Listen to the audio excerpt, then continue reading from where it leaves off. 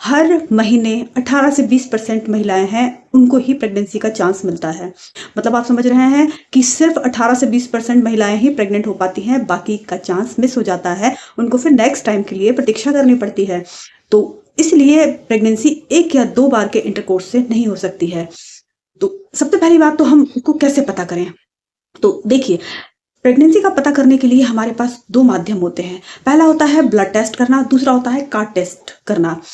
Blood test में हम beta HCG का टेस्ट करते हैं, जो कि हमारे इंटरकोर्स के के बाद अगर हमारा पीरियड मिस हो जाता है, उसके 8 से 10 दिन के अंदर हमें ये ब्लड में डिटेक्ट हो जाता है कि एचसीजी का लेवल बढ़ रहा है और आप प्रेगनेंसी की ओर हैं।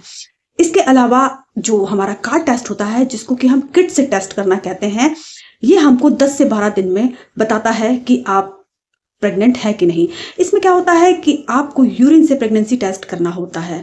यूरिन में एचसीजी का लेवल बढ़ जाता है, उसके बाद हमें ये प्रेगनेंसी डिटेक्ट होने लगती है।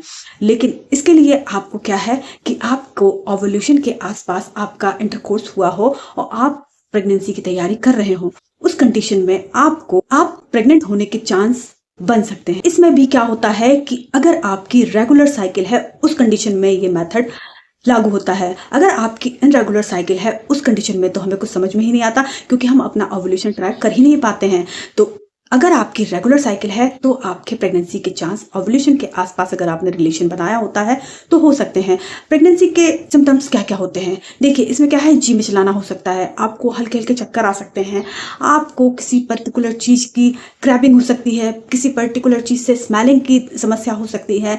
इसके अलावा आपके मूड बहुत स्विंग हो सकते हैं, आपको बेवजह रोना आ सकता है, आप बेवजह हंसने लगेंगे, आप बेवजह उदास हो जाएंगे।